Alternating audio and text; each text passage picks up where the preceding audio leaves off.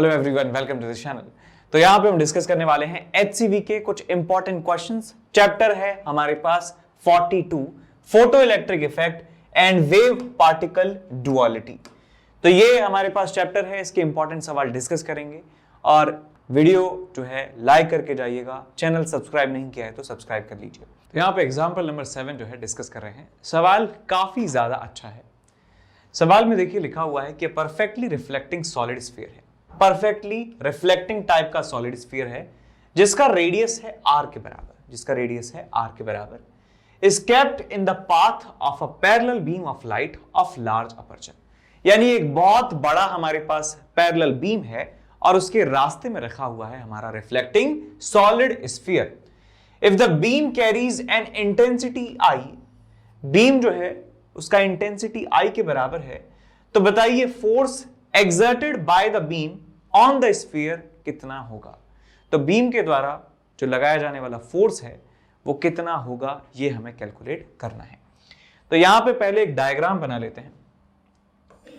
तो ये हमारे पास एक स्फीयर रहा और इस स्फीयर के ऊपर इंसिडेंट हो रहे हैं फोटॉन्स लाइक दिस। इस तरीके से जो है बारिश हो रही है फोटॉन्स की, इस तरीके से बारिश हो रही है फोटॉन्स की। ढेर सारे फोटॉन्स जो हैं वो आकर गिर रहे हैं।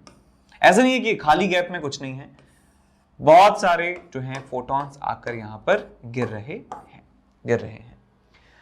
अब ये क्योंकि परफेक्टली रिफ्लेक्टिंग टाइप का सरफेस है, तो फोटॉन जब यहां पे आके टकराएगा तो फोटॉन जो है टकरा के ऐसे चला जाएगा। ये बात सबको समझ में आनी ही चाहिए। आपको मैं दिखा भी देता हूं कि हमने कोलिजन वाले चैप्टर में सीखा है कि यदि मान लीजिए आपके पास एक स्फीयर है और एक स्फीयर जो है रिफ्लेक्ट कर रहा है। देखिए यहां पे परफेक्ट रिफ्लेक्शन का मतलब है कि जो लाइट का रिफ्लेक्शन होता है, यानी कि पार्टिकल का इलास्टिक कोलिजन से इसको कंपेयर किया जा सकता है। तो एक पार्टिकल मान लीजिए यहां इस तरीके से m मास का पार्टिकल है और वो u स्पीड से आके टकराता है, तो उसकी स्पीड के दो कंपोनेंट किए जा सकते हैं। मान लीजिए आपके पास ये वाला एंगल थीटा है तो ये वाला एंगल भी थीटा होगा, तो एक कंपोनेंट आ जाएगा आपके पास u cos थीटा और एक कंपोनेंट आ जाएगा आपके पास u sin थीटा। जो फोर्स इस पार्टिकल के ऊपर लगेगा वो इस डायरेक्शन में लगेगा, बिकॉज ये इलास्टिक कोलिजन है, तो इस डायरेक्शन में जो कंपोनेंट है वेलोसिटी का वो रिवर्स हो जाएगा। तो टकराने के बाद जो इसकी वेलोसिटी होने वाली है वो होने वाली है u sin थीटा इस तरफ और u cos थीटा इस तरफ, और इनका रिजल्टेंट आप यदि देंगे तो आपको मिलता है यहाँ पे एंगल थीटा पर। तो ये ऐसे निकल जाएगा। फोटोन आया था ऐसे और ऐसे टकरा के निकल गया है, ऐसे टकरा के ऐसे निकल गया है। तो मैं कह सकता हूं ये वाले जो फोटोन है, मान लीजिए फोटोन एक आया यहां पे टकराया, इस तरीके से निकल गया, तो ऐसे ही बहुत सारे फोटॉन्स ऐसे टकरा के बाहर रिफ्लेक्ट हो रहे होंगे और वो मिलकर एक फोर्स इस स्फीयर पर लगा रहे होंगे। तो यहां देखिए मैं मान लेता हूं कि एक छोटा सा यहां पे एक एलिमेंट है, यहां पे छोटा सा एरिया है, लेट्स से यहां पे छोटा सा एरिया है और ये एरिया जो है, ये वाला जो पार्ट है, ये वाला जो पॉइंट है, इसका एंगल हॉरिजॉन्टल से थीटा के बराबर है। तो एक बिल्कुल नीचे ही एक एलिमेंट होगा, बिल्कुल होगा एलिमेंट एंगल थीटा नीचे, और यहां पर एक एरिया। तो फोटोन जब यहां पे टकराएगा तो फोटोन फोर्स लगा रहा होगा इस डायरेक्शन में, रेडियली इनवर्ड डायरेक्शन में, और ऐसे ही फोटोन जब यहां पे गिरेंगे तो रेडियली इनवर्ड डायरेक्शन में फोर्स लग रहा होगा, रेडियली इनवर्ड डायरेक्शन में फोर्स लग रहा होगा। अब ऐसे ही थीटा बनाते हुए एंगल, बिकॉज ये एक स्फीयर है, 3D में स्ट्रक्चर है, तो मैं एक पूरा यहां पे एक रिंग बना देता हूं, एक रिंग यहां पे मैं बना देता हूं, और जिस रिंग के ऊपर आने वाले जितने भी पार्टिकल्स हैं, वो सारे उन सब के साथ सेम चीज हो रहे होंगे, बिकॉज वो सारे के सारे हॉरिजॉन्टल से एंगल बना रहे होंगे थीटा के बराबर। इस लाइन से जो है एंगल थीटा बना रहे हैं, थीटा। तो ये जो है जितने भी इस तरीके से आप देख सकते हैं, जितने भी पार्टिकल्स होंगे ये वो सारे के सारे पार्टिकल्स एंगल बना रहे होंगे थीटा, और फोटोन की वजह से जो फोर्स इनके ऊपर लग रहा होगा, इन सारे पार्टिकल्स के ऊपर, वो रेडियली इनवर्ड डायरेक्शन में लग रहा होगा। अब चलते हैं आगे। तो बच्चों एक छोटा सा अनाउंसमेंट है यहाँ पे। तो सबसे पहले तो जो एस अनअकैडमी चैंपियंस लीग है वो जेई के लिए स्टार्ट हो रही है फिर से, और यहाँ पे आपको चांस मिलेगा टू मीट सचिन तेंदुलकर से मिलने का मौका आपको मिलने वाला है। अब करना क्या होगा मौका पाने के लिए आपको कि एक टेस्ट होगा, एप्टीट्यूड बेस्ड टेस्ट होगा दिसंबर 18, दिसंबर 19, 26 1 PM ऑनवर्ड्स।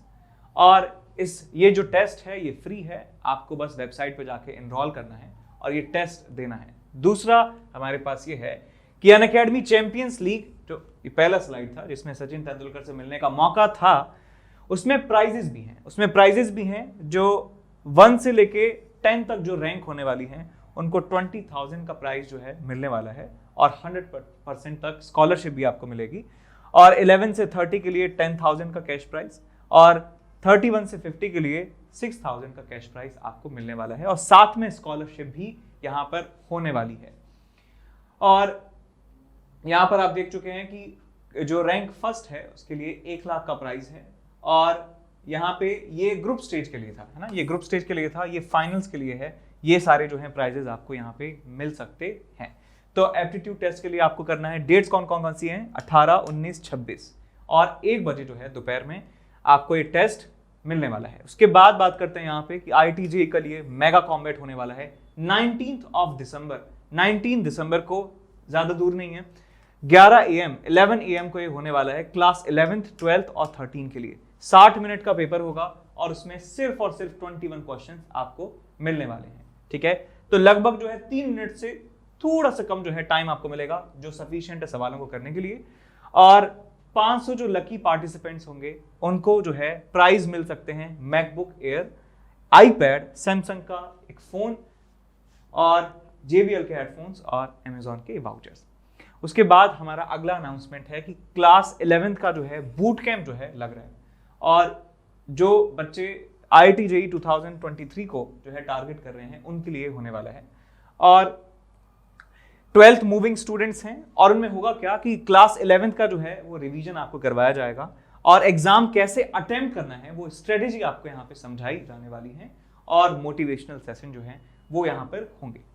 उसके बाद हमारा अगला अनाउंसमेंट है कि ये जो डे 1 पे जो क्लासेस आपको होने वाली हैं वो यहाँ पे शेड्यूल आपको दिखाया हुआ है कि 9 से 11, 9 से 10, स्क्रीनशॉट ले सकते हैं आप इसका। देखिए ये जो है सारी क्लासेस और आपकी जो टॉप टीचर्स हैं वो यहाँ पे जो है मेंशन है। उसके बाद कुछ बैचेस की अनाउंसमेंट है, तो यहाँ पे देख सकते हैं कि 15 दिसंबर को बैच स्टार्ट हो रहा है। स्ट्राइकर बैच है जो JEE मेन 2020 के एस्पिरेंट्स हैं उनके लिए, JEE मेन और एडवांस दोनों के लिए यहाँ पे रैपिड रिवीजन 2.0 जो है बैच स्टार्ट हो रहा है। और यहाँ पे हमारे पास स्टार्ट हो रहा है excellence batch for class 11th for JEE main and advance 2023। जो बच्चे एग्जाम देंगे, अपना अटेम्प्ट देंगे 2023 में, उनके लिए ये बैच जो है स्टार्ट हो रहा है। यहाँ पे जो है सारे जो टॉप टीचर्स हैं वो आपको पढ़ाने वाले हैं और बैच स्टार्ट होगा 15 दिसंबर को। तो आप जो है अपने मोबाइल में रिमाइंडर भर लीजिए, 15 दिसंबर को बैच स्टार्ट हो रहा है।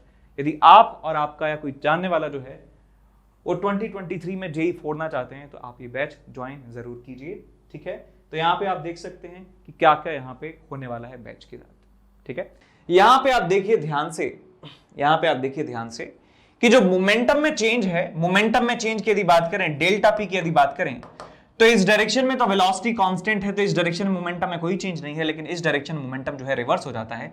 तो मैं यहाँ पे डेल्टा पी को लिख सकता हूं 2 times m into you into cos theta. तो यहाँ पे आप देख सकते हैं कि डेल्टा पी की जो वैल्यू आ रही है 2mu cos थीटा के बराबर, ये चेंज इन मोमेंटम यहाँ पे मिल रहा है।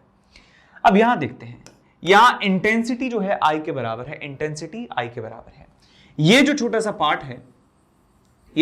पार्ट है, इसका एरिया वेक्टर होगा बाहर की तरफ, तो ये कितनी एनर्जी इस रिंग पर आकर गिर रही है, मुझे वो पहले एनर्जी निकालनी है।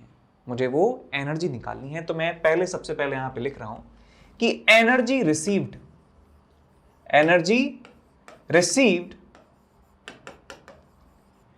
ऑन द रिंग शेप्ड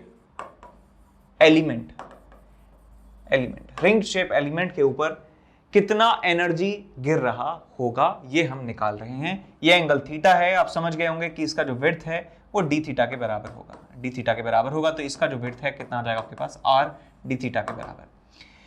तो यहां पे आप देख सकते हैं ध्यान से कि ये जो एरिया वेक्टर का जो एरिया है रिंग के एक छोटे से पार्ट का, वो इस तरफ है, तो इसका एक कंपोनेंट आएगा इस तरफ। तो एंगल आप देख लीजिए फटाफट से, ये एंगल थीटा है तो ये वाला एंगल भी थीटा के बराबर होने वाला है। तो इसका जो कंपोनेंट है इस तरफ ds cos थीटा के बराबर हमें मिलेगा। तो मैं यहां पे लिख सकता हूं I into ds cos theta के बराबर, ये पावर हमें मिलने वाली है बिकॉज इंटेंसिटी होता है energy per unit time per unit area. तो इंटेंसिटी इंटू एरिया करने पर मुझे मिला है कि डिस्क पर कितनी, इस रिंग पर, एलिमेंटल रिंग पर कितनी पावर आ रही है। मैं मान लेता हूं टाइम डेल्टा टी की यदि बात कर रहे हैं इंटरवल की, तो हमें एनर्जी मिल जाती है जितनी एनर्जी आ रही है किसके ऊपर, एनर्जी जो आ रही है रिंग के ऊपर, एनर्जी जो आ रही है रिंग के ऊपर। ठीक बात समझ में आई? क्योंकि देखिए लाइट जो है आकर गिर रही है ऐसे, लाइट आ रही है ऐसी, लेकिन जो एरिया है वो ऐसा लगा हुआ है। तो मैं एग्जैक्टली मैंने क्या किया कि इस एरिया का मैंने कंपोनेंट लिया, ये वाला मैंने, ये वाला प्रोजेक्शन जो है, ये वाला जो है प्रोजेक्शन मैंने इस्तेमाल किया और area into delta T time into ये इंटेंसिटी से मल्टीप्लाई कर दिया। तो मुझे पता चल गया कि एग्जैक्टली कितनी एनर्जी आकर गिर रही है इस रिंग पर, इस एलिमेंटल रिंग पर जो है कितनी एनर्जी आकर गिर रही है। तो वो पता चल चुका है I into D S cos theta into delta T के बराबर, इंटू डेल्टा टी के बराबर। इस डेल्टा एस को, ds को डेल्टा एस लिख लीजिए, ठीक है, जिससे कंफ्यूजन ना हो, बिकॉज यहाँ पे मैंने डेल्टा टी लिख दिया है। तो मैं यहाँ पे डेल्टा एस, यहाँ पे डेल्टा यू लिख देता हूँ, delta U. Delta U is small amount, delta U is small amount of energy that is received on this element into delta S लिख देता हूँ, ठीक है। डेल्टा एस मतलब एरिया इंटू कॉस थीटा। अब यदि हमें एनर्जी पता चल चुकी है तो मैं बता सकता हूं कि कितना लीनियर मोमेंटम होगा। हम फोटोन का मोमेंटम जानते हैं, क्या होता है बेटा, एनर्जी अपॉन सी के बराबर, U बाई सी होता है linear momentum, momentum of photon. तो मैं मोमेंटम में चेंज बता सकता हूं, तो यहां पे मैं लिख सकता हूं कि change in momentum, change in momentum, ध्यान से देखिएगा, momentum of photons bouncing off the ring, bouncing off the ring। तो रिंग से जो बाउंस हो रहे होंगे उन फोटॉन्स का मोमेंटम में चेंज यहां पे मैं लिख रहा हूं। तो यहां पे मैं लिखूंगा 2 times delta u divided by c into cos theta. ध्यान से देख लीजिए, डेल्टा पी की जो वैल्यू है, डेल्टा यू जो है ये एनर्जी है फोटॉन्स की, और 2u by c into cos theta ये मैंने मोमेंटम में चेंज लिखा है। देखिए u बाई सी आने वाला फोटोन है, तो u by c cos theta ये लाइन ऑफ इंपैक्ट के अलॉन्ग मोमेंटम हो गया, और इतना ही मोमेंटम हो जाता है उसका बाद में u by c cos theta. तो इनका डिफरेंस यदि आप निकालेंगे तो आपको मिलेगा 2u by c into cos theta के बराबर। So 2u by c into cos theta के बराबर आपको मोमेंटम में चेंज मिल जाता है। देख लीजिए अच्छे से, कोई दिक्कत नहीं है। ये मोमेंट, ये डेल्टा यू जो है ये क्वांटिटी ऑफ एनर्जी है, ये एनर्जी गिर रही है, 2 टाइम्स एनर्जी अपॉन सी इंटू कॉस थीटा, ये मोमेंटम में चेंज है। आगे बढ़ जाएं, आगे बढ़ जाएं, आगे बढ़ जाएं क्या? अब देखिए आगे, ठीक समझ में आ रहा है? अब सारी वैल्यू जो है यहां पर आप एक बार लिख लीजिए।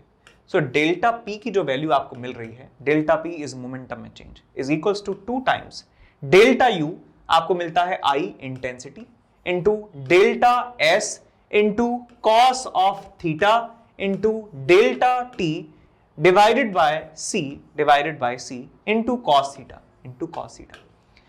तो यहां डेल्टा पी में, अच्छा कॉस थीटा जो है कॉस स्क्वायर थीटा बन चुका है। अच्छा एक चीज और मैं यहां पे लगे हाथ कर लेता हूं कि मैं इसको डेल्टा टी से डिवाइड कर दूंगा तो मुझे फोर्स मिल जाएगा। मुझे डेल्टा टी से यदि इसको डिवाइड कर दूंगा तो मुझे फोर्स की वैल्यू मिल जाएगी कि कितना फोर्स इस पूरी रिंग पर लग रहा है, कितना फोर्स इस पूरी रिंग पर लग रहा है। तो डेल्टा टी से डेल्टा टी यदि कैंसिल आउट कर देते हैं तो आपको मिलता है 2 times I into delta S into cos square theta divided by C. ये हमारे पास छोटा सा फोर्स है, डेल्टा एफ के बराबर फोर्स है। ये फोर्स डेल्टा एफ का मतलब क्या हुआ कि पूरी की पूरी जो रिंग है बेटा, पूरी की पूरी जो एलिमेंटल रिंग है, उस एलिमेंटल रिंग के ऊपर टोटल कितना फोर्स लग रहा है, कितना फोर्स लग रहा है। अब हम एक बात और यहां पे ध्यान रखेंगे कि ये जो फोर्स लग रहे हैं ना बेटा, ये रेडियली इनवर्ड डायरेक्शन में है। तो यदि मैं किसी भी एक छोटे से पार्ट के ऊपर फोर्स के कंपोनेंट करता हूं तो एक कंपोनेंट आएगा इस तरफ df इंटू एक्स, एक कंपोनेंट आएगा इस तरफ df इंटू वाई, इसके भी 2 कंपोनेंट आएंगे df इंटू एक्स और एक कंपोनेंट आएगा df इंटू वाई। तो dfy हर एक पार्टिकल के जो कंपोनेंट्स हैं वो कैंसिल आउट हो रहे होंगे और dfx के बराबर जो कंपोनेंट है वो जुड़ रहे होंगे। dfx के बराबर जो कंपोनेंट है वो जुड़ रहे होंगे और ये एंगल थीटा है, तो df cos थीटा जो है हमें कंपोनेंट मिल रहा होगा। तो ये हमारे पास आ गया नेट फोर्स जो लग रहा है रेडियल डायरेक्शन में। कौन सा लग रहा है? रेडियल डायरेक्शन में फोर्स है। अब मैं लिखूंगा कि force, net force acting on elemental ring in horizontal direction. तो हॉरिजॉन्टल डायरेक्शन में यदि हमें फोर्स निकालना है तो हमें यहां पे cos थीटा से मल्टीप्लाई करना होगा। तो यहां पे मैं लिख देता हूं, इसे df लिख देता हूं। df इज इक्वल टू, अब मैं इसको ds में कन्वर्ट कर देता हूं बिकॉज अब इंटीग्रेशन की बारी आती जा रही है। 2 times i into ds into cos cube theta divided by c। तो हमें df की वैल्यू मिल चुकी है जो हॉरिजॉन्टल डायरेक्शन में लग रहा है। अब ds की जो वैल्यू है यानी कि उस एलिमेंटल रिंग का जो एरिया है वो हमें लिखना है। तो एरिया लिखना तो काफी ज्यादा आसान है। आप देख सकते हैं क्लियरली कि इसका रेडियस जो है स्मॉल r के बराबर है। तो स्मॉल r का ये वाला जो कंपोनेंट है कितना हो जाएगा आपके पास? r sin theta. तो हम इसका एरिया लिख सकते हैं ds is equal to pi into r sin theta 2 pi r sin theta into r d theta. तो ये हमारे पास एरिया पता चल जाएगा। तो 2 pi r sin theta into r d theta, तो इसको लिख सकते हैं 2 pi r square sin theta d theta. तो ये हमें ds की वैल्यू मिल जाती है। ds is equal to 2 pi r square sin theta d theta. ठीक, इसको लिख लीजिए यहाँ पे। तो यहाँ पे स्टार्ट कर देते हैं अपना इंटीग्रेशन। df हॉरिजॉन्टल नेट लिख सकते हैं 2 times i by c into ds को क्या लिखेंगे? 2 pi r square into sine theta, 2 pi r square into sine theta d theta, और साथ में क्या है हमारे? cos cube theta. ठीक, इंटीग्रेट हम इसको कर सकते हैं बिकॉज यहाँ d थीटा है। तो इसका इंटीग्रेशन हम करेंगे कहां से कहां तक? हमें करना है बिकॉज जो फोटॉन्स हैं इसके इस वाले पार्ट तक ही जा रहे हैं, यहां पर कोई भी फोटोन नहीं गिर रहा होगा। तो मुझे सिर्फ हेमिस्फीयर के लिए यहां पे इंटीग्रेट करना है। तो यहां पे लिमिट आप लगा सकते हैं बिकॉज ये हमने रिंग लिया है एलिमेंट। तो थीटा इज इक्वल टू 0 से जो रिंग बनेगी वो यहां पे रिंग बनेगी और theta is equal to pi by 2 पे जो रिंग बनेगी वो ये वाली रिंग बन रही होगी। तो 0 से पाई बाई 2 इसे आप इंटीग्रेट कर सकते हैं। तो यहां पे लिमिट लगा दीजिए 0 से पाई बाई 2। अब इसे अगले पेज पर ले जाते हैं। तो हमें नेट फोर्स जो x डायरेक्शन में मिल रहा है that is equal to integral में यहां पे बाहर ले लेंगे सारी टर्म्स को, 2 और 2 4, 4 pi r square i by c, 4 pi r square i by c, और अंदर है हमारे पास sine theta cos of cube theta into D theta, 0 से लेके पाई बाई 2। अब इसका इंटीग्रेशन हमें करना है। तो cos थीटा का डिफरेंशिएशन होता है sin थीटा, तो cos थीटा को यहां पे मान लीजिए t, cos थीटा को मान लीजिए t। तो यहां से डिफरेंशिएट करने पर आपको मिलता है dt is equal to minus of sin theta d theta, minus of sin theta d theta, हमें यहां पे डिफरेंशिएशन मिल जाता है। और तो यहां से sin थीटा d थीटा को लिख सकता हूं मैं माइनस dt। तो यहां पे आ जाएगा इंटीग्रल ऑफ t क्यूब और dt, यहां पे आ जाएगा बाद में माइनस, और यहाँ पे आ जाएगा 4 pi r square into I divided by C. ठीक है, 0 से पाई बाई 2, अभी लिमिट नहीं। तो यहाँ से आ जाएगा t की पावर 4 बाई 4, t की पावर 4 बाई 4, और यहाँ पे 0 से लेके t का मतलब है cos थीटा, तो cos theta raise to the power 4, 0 से लेके पाई बाई 2, इसे इंटीग्रेट करना है, यहाँ पे -1 से मल्टीप्लाई करना है, और यहाँ पे 4 pi r square I divided by C हमें यहाँ पे लिखना है। तो यहाँ देखिए, यहाँ पे पाई बाई 2 रखेंगे तो cos पाई बाई 2 होता है 0 के बराबर, तो आपको मिलेगा 0, माइनस में यहाँ पे मिलेगा आपको 1/4, आगे है -1, और साथ में क्या है 4 pi r square I divided by C. तो यहाँ से मल्टीप्लाई करेंगे तो 4 से 4 चला जाएगा, तो pi r square I divided by C में यहाँ पे मिल जाता है फोर्स की वैल्यू। तो इतना फोर्स लग रहा होगा इस स्फीयर के ऊपर, ठीक, समझ गए? सवाल है हमारे पास कुछ ऐसा, the electric field associated with a monochromatic beam becomes zero. एक मोनोक्रोमेटिक बीम है, लाइट का बीम है, और उस लाइट से एसोसिएटेड जो इलेक्ट्रिक फील्ड होता है, हम जानते हैं कि लाइट जो है इलेक्ट्रोमैग्नेटिक वेव होती है और उसमें इलेक्ट्रिक फील्ड और मैग्नेटिक फील्ड दोनों एक दूसरे के परपेंडिकुलर प्लेन में पाए जाते हैं और वो ऑसिलेट करते हैं सेम फ्रीक्वेंसी से। तो कहा गया है कि electric field becomes zero this much times per second, एक सेकेंड में वो इतनी बार जो है वो जीरो हो जाते हैं। तो find the maximum kinetic energy of the photo electron when this light falls on metal surface whose work function is this. तो वर्क फंक्शन हमें दिया है और जो लाइट गिर रही है उस लाइट का फ्रीक्वेंसी हमें निकाल लेना है, तो हमारा काम चल जाएगा। तो आप देखिए कि जब लाइट के अंदर हम बात करते हैं इलेक्ट्रिक फील्ड की, तो इलेक्ट्रिक फील्ड इस तरीके से वेरी करता है, इस तरीके से वेरी करता है इलेक्ट्रिक फील्ड विद टाइम। और आप क्लियरली देख सकते हैं कि एक साइकिल में, एक टाइम पीरियड में ये 2 बार जीरो होता है, ये 2 टाइम्स जो है जीरो हो जाता है एक साइकिल में, एक साइकिल में 2 बार जीरो हो रहा है। तो यहां पे कहा गया है कि 1.2 into 10 to the power 15 times per second ये काम हो रहा है। तो मैं यहां से क्या करने वाला हूं, यहां से मैं फ्रीक्वेंसी निकाल दूंगा which is equal to 1.2 divided by 2 into 10 to the power 15। तो यहां से आपको मिल जाता है 6 into 10 to the power 14 hertz, ये हमें फ्रीक्वेंसी मिलने वाली है। This is the frequency of the light which is incident upon metal surface. तो फ्रीक्वेंसी लाइट की मिल चुकी है, तो हम यहां से लिख सकते हैं HF माइनस फाई नॉट, ये मिल जाता है हमें मैक्सिमम काइनेटिक एनर्जी।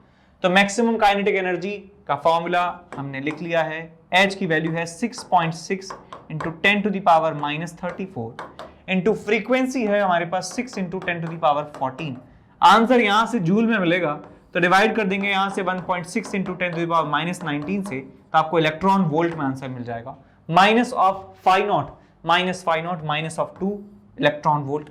तो यहां से आपको मैक्सिमम काइनेटिक एनर्जी उस फोटो इलेक्ट्रॉन की मिल जाती है। तो Kmax की वैल्यू आ जाती है इसके बराबर इन इलेक्ट्रॉन वोल्ट। ठीक, समझ गए।